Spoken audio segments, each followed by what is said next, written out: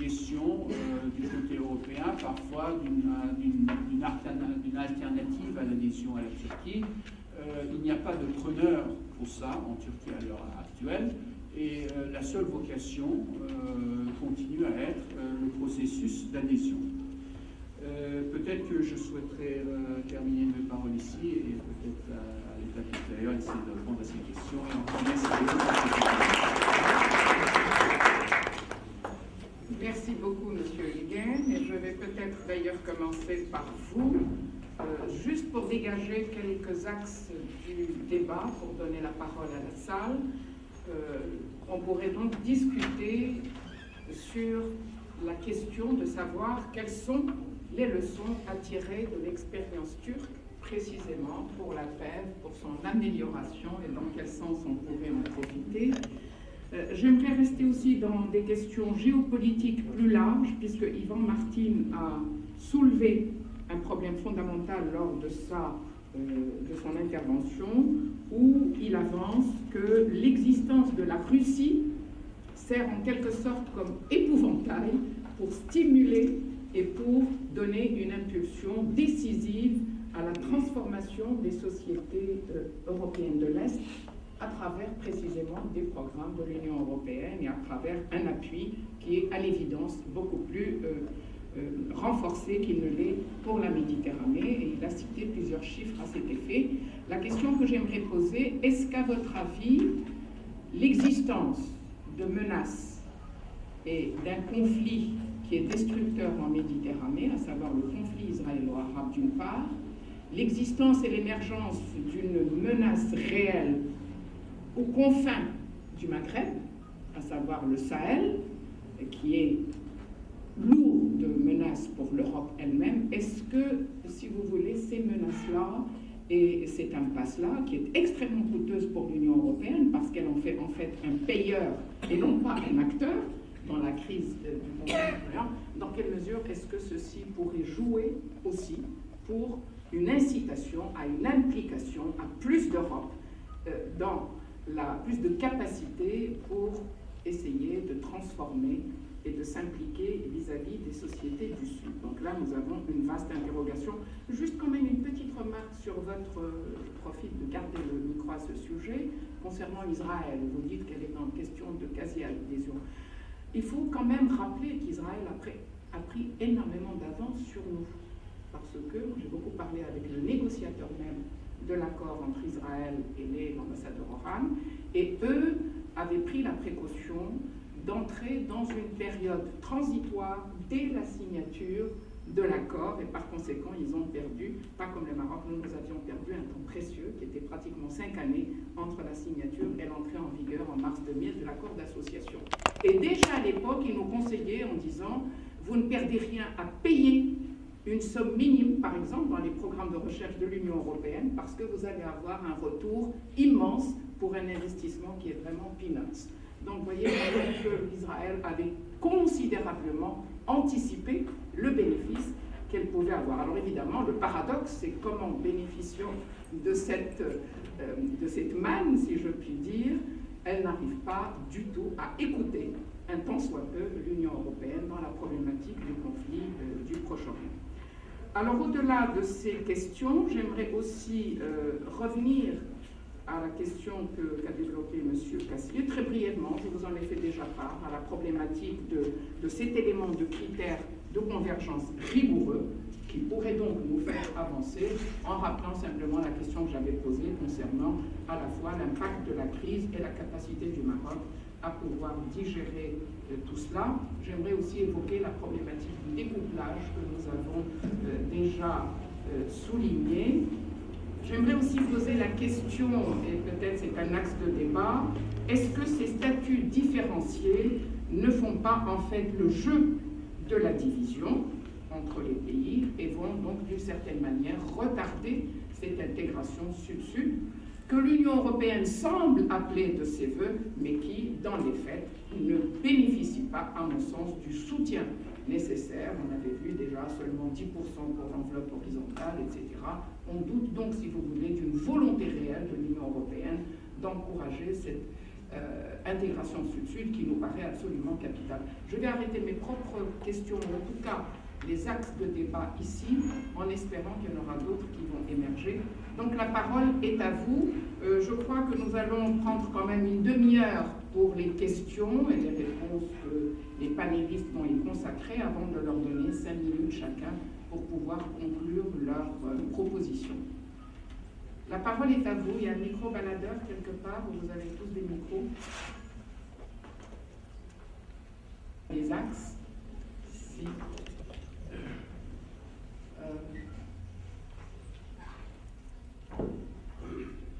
Pourtant, nous avons eu des exposés extrêmement riches qui ont soulevé énormément de questions, de problématiques. Je sais qu'il y a toujours une petite timidité pour la première question. Alors peut-être que Yvan pourrait reprendre un petit peu les débats parce qu'il voulait dire d'autres choses.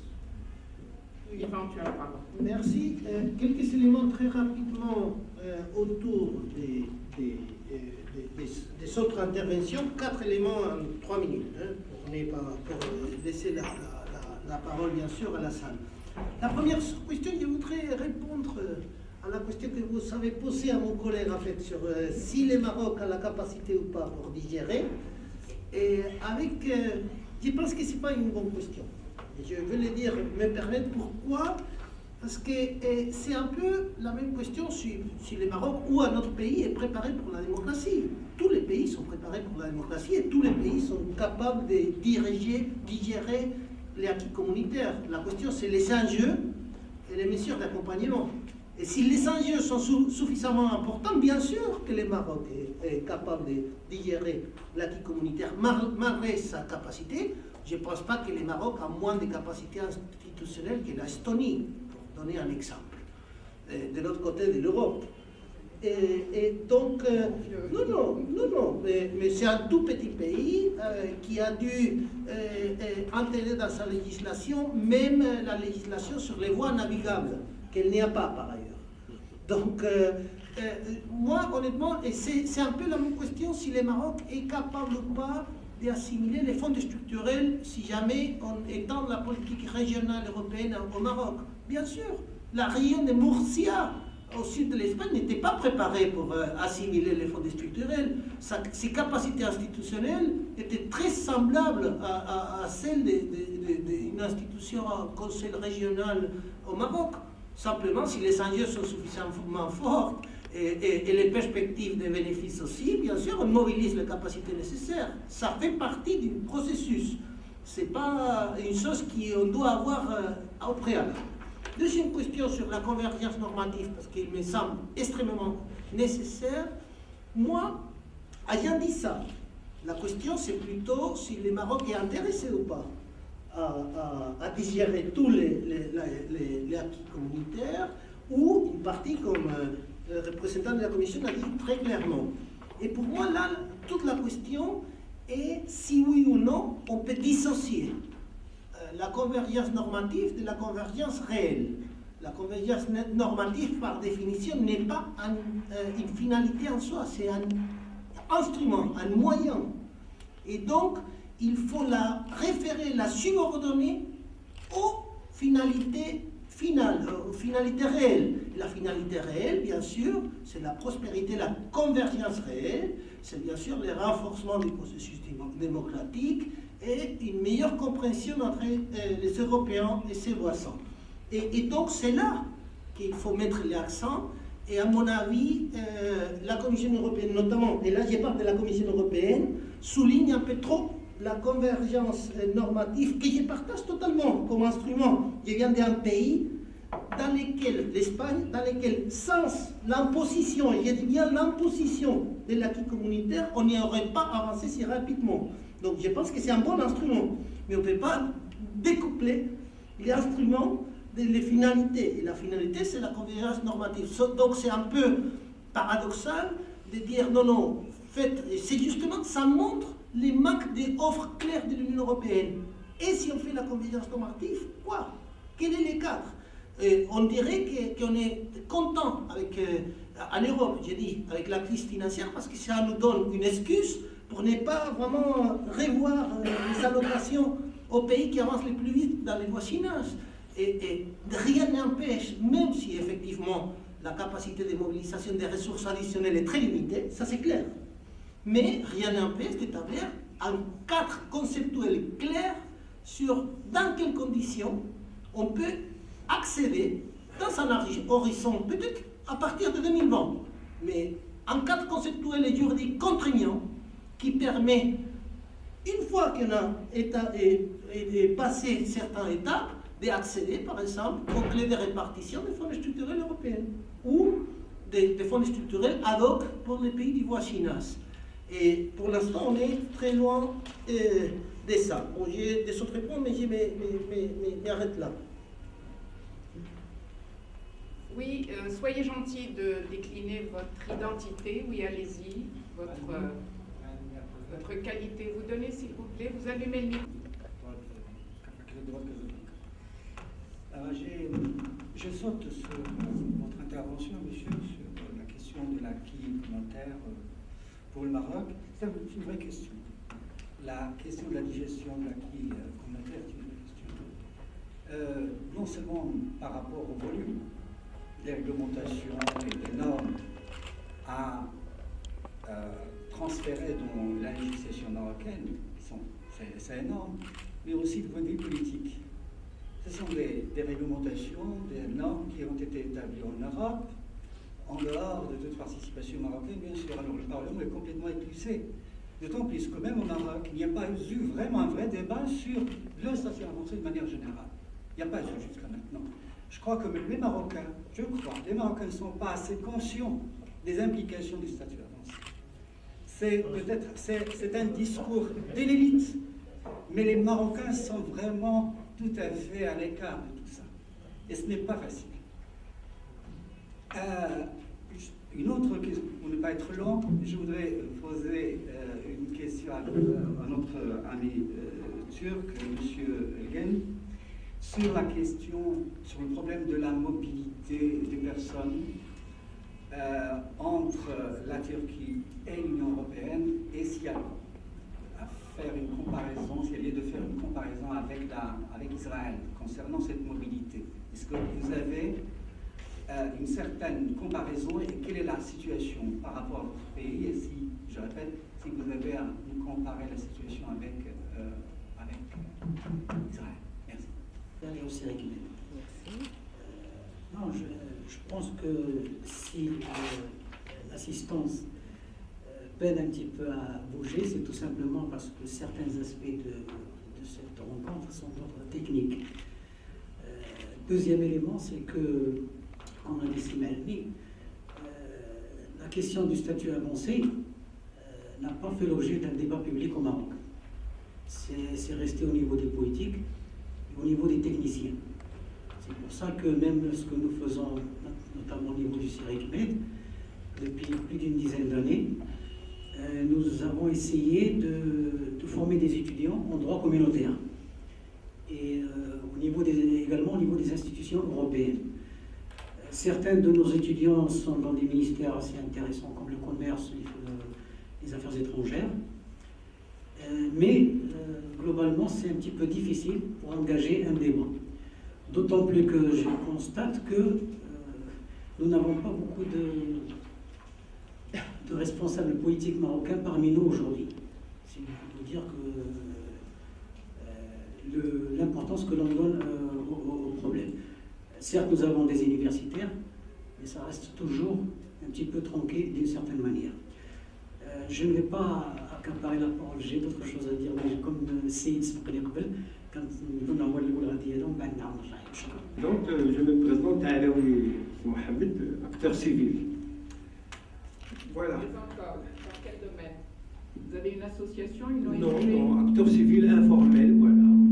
Je me positionne comme un citoyen averti, un citoyen qui est imprégné par certaines cultures citoyennes, voilà. Donc, je ne suis pas obligatoirement tenu de faire partie d'un réseau. Voilà. Donc, j'estime qu'il y a un axe qu'il faudrait méditer, qu'il faudrait développer, et qui a trait, je dirais, au modèle statutaire. Le professeur Yvon a parlé des modèles ad hoc. le modèle statutaire ad hoc.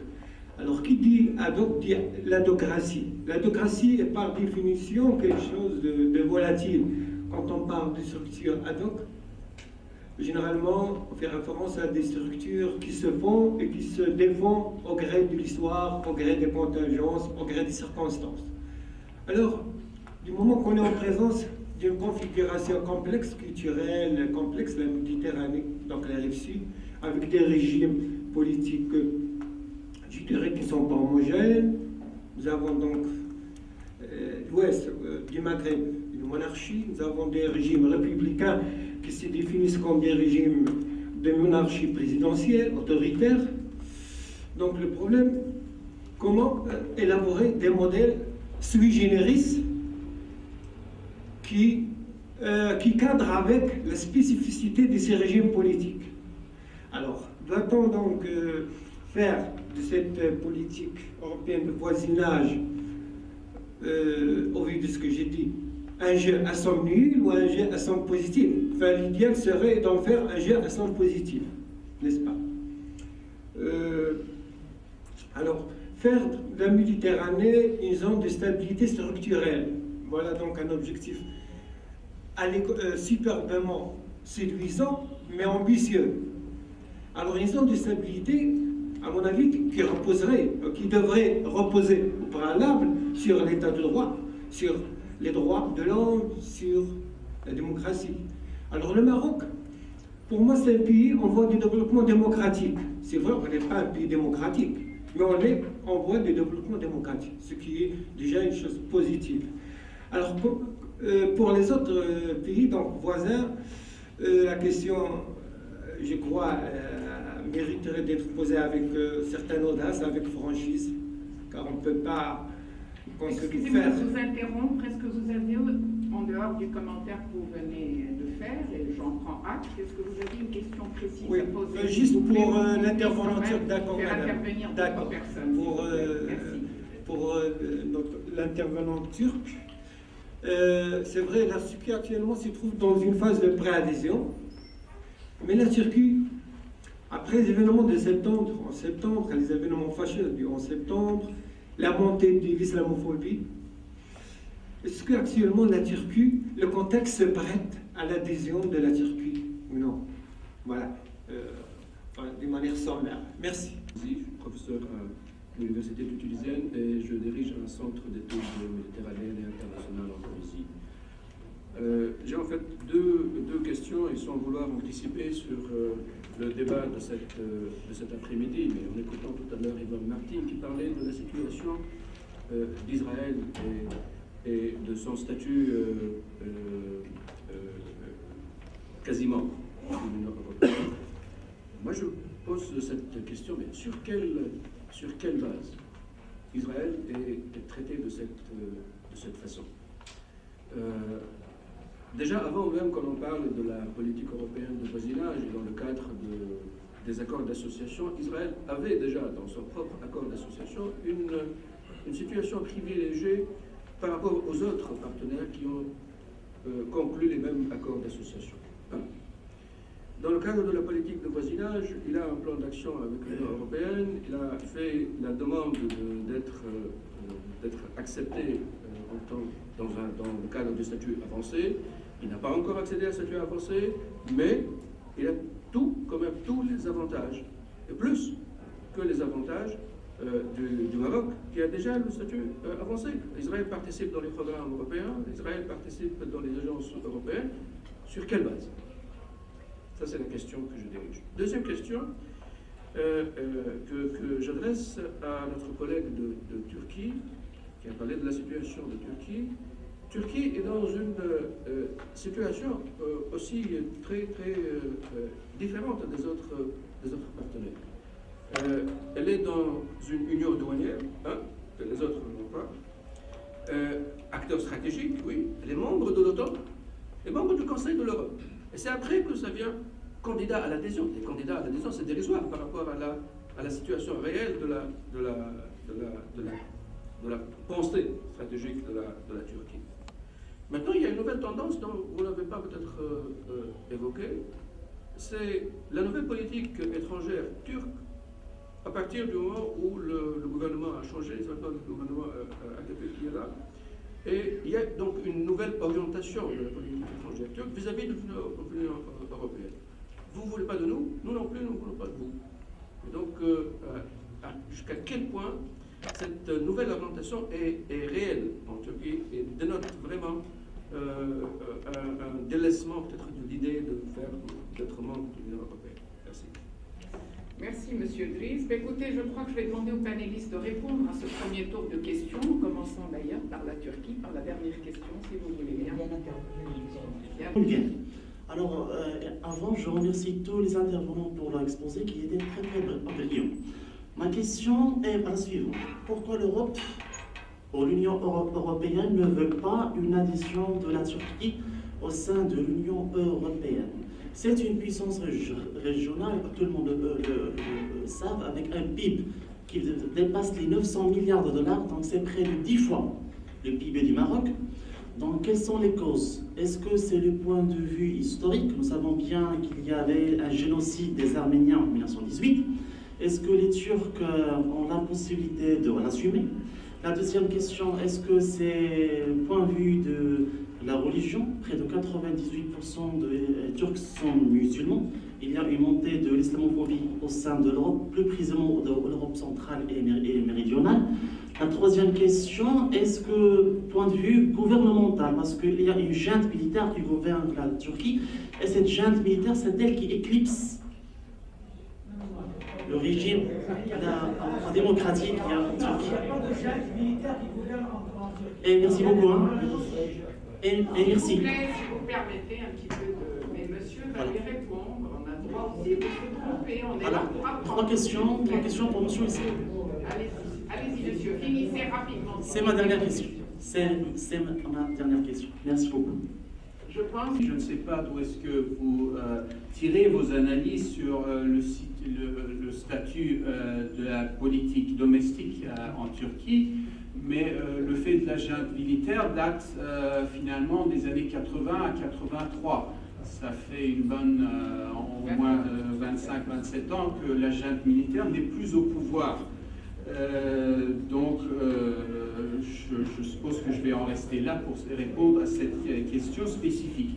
Pour ce qui concerne l'autre question, pourquoi l'Europe ne veut pas de la Turquie, c'est effectivement une question qui nous tracasse tous finalement, parce que beaucoup d'entre nous, dans leur carrière professionnelle, mais aussi à cause de notre finalement identité.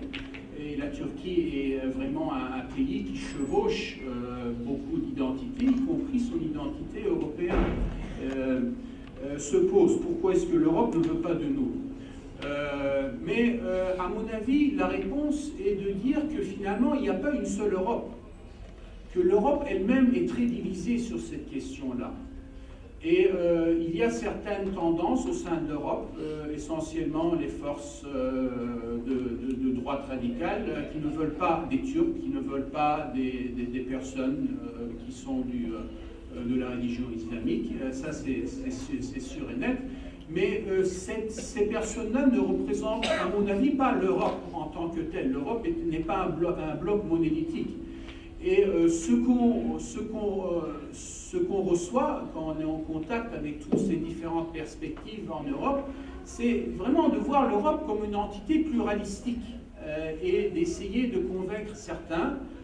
On sait qu'il y aura une certaine classe de cette Europe qui ne seront jamais convaincus par l'attrait d'une adhésion turque, mais par contre, la grande majorité des élites européennes à l'heure actuelle voient le bien fondé d'une adhésion turque. Même si ce n'est pas une adhésion pour demain, mais quand même avec cette approche stratégique, je pense que le débat en Europe au niveau intellectuel maintenant penche pour une adhésion de la Turquie.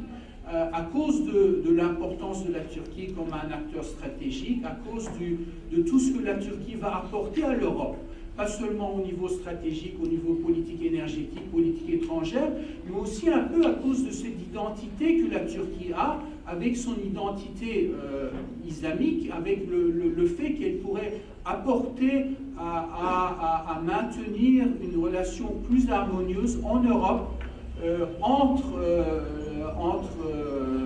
ses propres ressortissants musulmans et le reste de la population. Donc il y a quand même toujours beaucoup de valeurs que la Turquie peut apporter à l'Europe, et je pense que de plus en plus d'Européens sont conscients. Ceci dit, il reste quand même des structures, des barrières fondamentales politiques, comme j'ai énoncé dans mes propos, que ce soit la question chypriote, qui à mon avis a été une erreur stratégique de proportion énorme pour les Européens, d'inclure un État où il y a toujours un différend politique qui n'a pas été réglé. Et on voit maintenant les problèmes que ça pose pour l'Europe dans sa politique envers la Turquie, non mais même pas seulement envers la Turquie. Mais ceci dit, je pense que les choses vont avancer et que cette pensée que la Turquie finalement va être un atout pour l'Europe est en train de gagner terrain. Pour peut-être profiter de l'occasion de répondre aux autres questions, pour ce qui concerne la politique étrangère de la Turquie, effectivement, on voit il y a un délaissement avec l'Europe, c'est vrai. Et ce que le gouvernement essaye de faire, c'est finalement d'enrichir ces perspectives. Mais ceci ne veut pas dire, enfin là où je vais me porter à faux de votre remarque, c'est de dire que la Turquie ne dit pas à l'Europe, vous ne voulez pas de nous, on ne veut pas de vous. Comme j'ai essayé d'expliquer, la Turquie est consciente des problèmes à l'heure actuelle dans cette prospective européenne, mais elle pense qu'elle peut à terme développer une stratégie pour venir à bout de ces réticences européennes. Et donc, on n'est pas à l'étape où nettement l'Europe nous dit non, on ne veut pas de vous. Au contraire, d'ailleurs, les négociations se sont entamées. La politique officielle de l'Union européenne est d'avancer avec les négociations d'adhésion, mais il y a des trous au sein de cette opinion publique et la classe politique européenne où on voit une réticence envers la Turquie. Mais la politique turque est de dire on va à terme pouvoir résoudre ces problèmes, mais entre-temps, la Turquie a maintenant plus de confiance, elle a un poids économique beaucoup plus important, elle enrichit ses relations avec son voisinage, et d'ailleurs, ce type de politique d'engagement vers le Moyen-Orient, vers la région méditerranéenne, est une politique qui est soutenue par la grande partie de la population turque, parce que c'est vu en quelque sorte comme un retour à un nouveau normal, à un nouveau état de relation, alors que l'état de relation de la Turquie avec son propre voisinage, dans les années antérieures, reflétait une situation un peu superflue, qui était en dehors de ce qu'il devait être. Ceci surtout à cause de la division qui a été causée après la Deuxième Guerre mondiale, la polarisation de la région et autres. Mais ceci n'est pas, à l'heure actuelle, une alternative à l'adhésion. Tout au contraire, le ministre des Affaires étrangères propose cette politique comme une politique qui renforce la perspective d'adhésion, dans la mesure où la Turquie devient un pays qui a un impact plus grand dans sa région, elle sera de plus en plus un atout pour l'Europe. Donc c'est comme ça que la Turquie se positionne dans sa politique étrangère. Et dernièrement, j'ai une question sur la mobilité des personnes. Ça, c'est en effet un domaine de nos relations où il n'y a eu aucun avancement avec l'Europe. Ceci a un volet politique, tout ce qu'on a discuté, le peur de l'islam, mais aussi le peur de l'étranger, la montée du nationalisme radical en Europe, le fait que l'Europe devient de plus en plus introvertie, en quelque sorte, bien sûr la crise financière, et tout ça dessine une situation politique où les négociations avec la Turquie sur ce domaine-là, la libre circulation des personnes, est totalement bloquée. Il n'y a aucun avancement, et même la Turquie, même si elle est maintenant en état de négociation avec l'Europe pour son adhésion, est beaucoup moins avancée, aucun avancement vraiment, par rapport à d'autres pays qui sont beaucoup plus derrière la Turquie dans leur niveau d'intégration. Et je parle maintenant même de l'Ukraine, de la Serbie, de l'Albanie, beaucoup de pays dans le voisinage de l'Europe qui ont une liberté plus nette dans ce domaine-là à cause des faits que je viens de vous mentionner. D'accord. Sur le point de la Russie, peut-être quelques mots de ma part. La Russie ne parle d'un partenariat oriental, mais il est important pour le partenariat. C'est la raison pour laquelle il est très important d'offrir le partenariat oriental pour la Russie, d'offrir l'intention de la Russie dans le partenariat. Mais il est aussi clair que la Russie n'est pas un droit de regard pour le partenariat oriental. Et il est aussi important de remarquer qu'il est tout à fait possible pour un partenaire dans l'Est d'avoir des relations excellentes avec la Russie et avec l'Union européenne en même temps. Ce qui concerne la Turquie, seulement quelques autres observations, parce que aussi en Allemagne il y a des positions critiques là. Pour la chancelière, il y a des traités, des désagréments avec la Turquie qu'il faut respecter. Pacta sunt servanda, ça veut dire qu'il faut avancer les négociations, mais c'est aussi clair que les résultats des négociations ne sont pas encore clairs. C'est un projet de longtemps. Et en fin de ce processus, peut-être c'est l'adhésion, mais peut-être c'est autre chose. Pour le parti de la chancelière, un partenariat privilégié, c'est la meilleure option pour la Turquie et pour l'Union européenne, parce que ce parti-là dit que l'Union européenne n'est pas prête d'accueillir un pays tel grand et différent que la Turquie, et en même temps la Turquie n'est pas prête à assumer les responsabilités d'adhésion à l'Union européenne, à dire la transition de souveraineté à Bruxelles. Mais c'est quelques observations.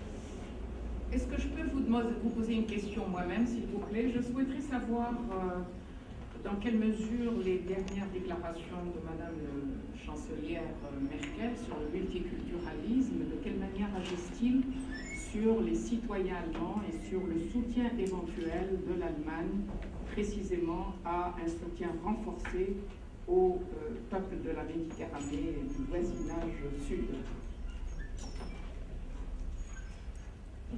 C'est évident que l'Allemagne a beaucoup de citoyens qui viennent de cette part du monde, surtout de la Turquie. Il y a plus de 2 millions de citoyens avec des raíces turques en Allemagne.